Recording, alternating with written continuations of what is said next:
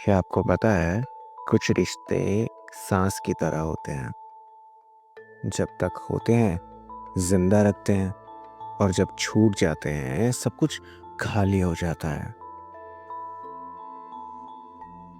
मैं हूं निंजा, लेकिन ये कहानी मेरे भाई की है, जो दर्द में भी मुस्कुराहट बांट रहा था, अपनी हिम्मत से सबको हौसला दे रहा था।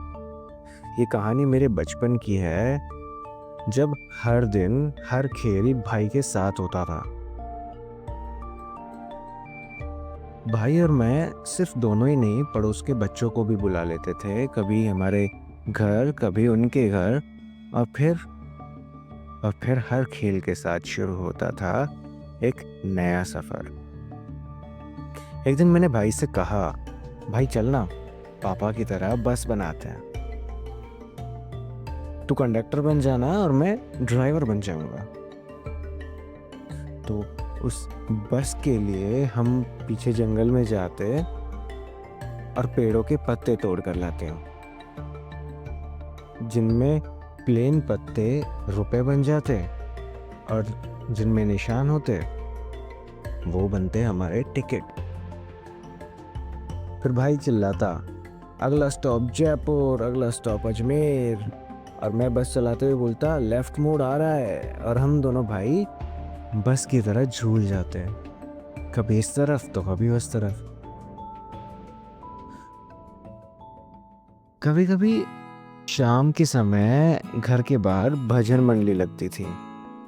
भाई गाता, एक प्लास्टिक के डब्बे पर बीट बजाता जैसे कि कोई आर्टिस्ट हो, और मैं उसकी धुन पर खुशी से नाचता।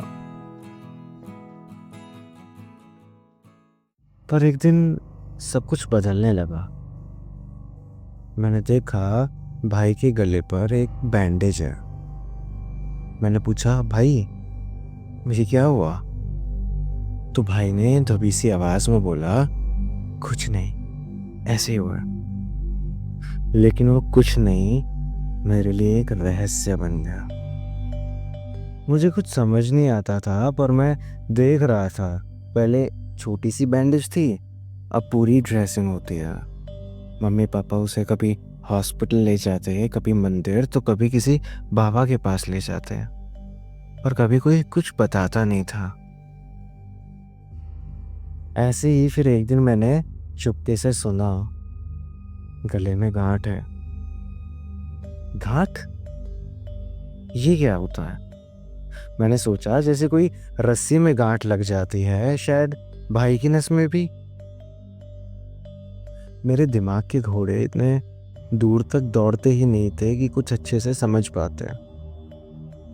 बेवकूफ जो था।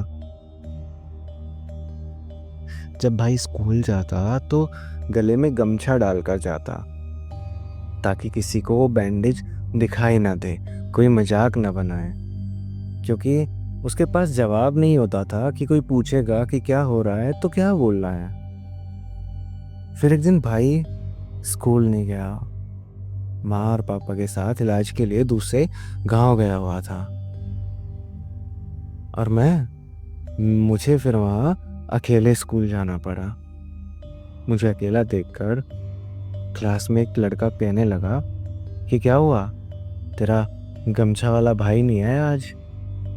मैंने कोई जवाब नहीं दिया और मैं सहमा सा बैठा रहा। तभी उसने मजाक उड़ाते हुए बोला, उसके गले में गांठ है, वही गमछा उसकी जान ले लेगा, तेरा भाई मर जाएगा एक दिन। मुझसे सुना नहीं गया, मैं रो पड़ा। उस रोने में मुझे बहुत गुस्सा आया और मैंने उस लड़के को धक्का देकर जमीन पे पटक दिया, और मैं उस लड़के के ऊपर टूट पड़ा। रोता जा रहा था, उसको मारते जा रहा था। मुक्के, घूंसे, आंसू सब एक साथ निकल रहे थे।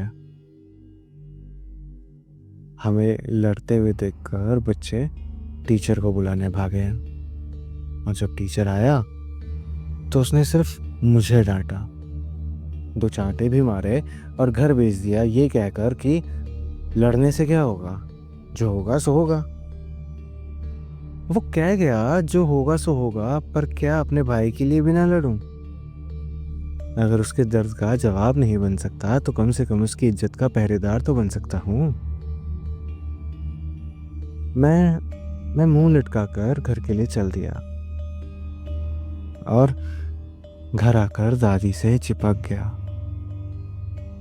आंसू थक गए थे।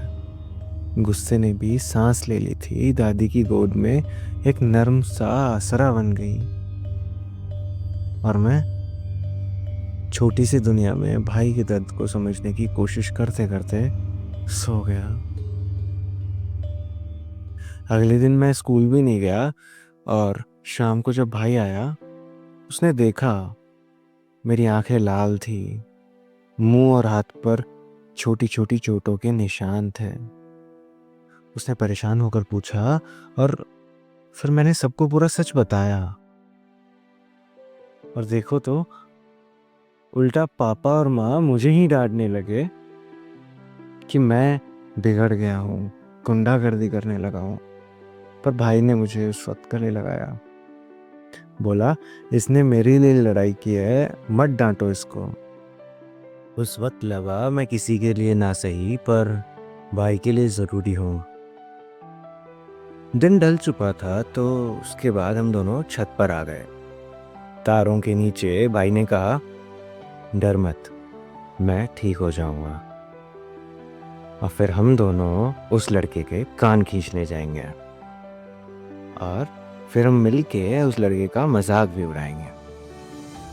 उसकी ये बात सुनकर मैं हंस पड़ा। आंसू रुक गए। उसके इस अंदाज पे मेरी आंसुओं की जगह एक मुस्कुराहट आ गई।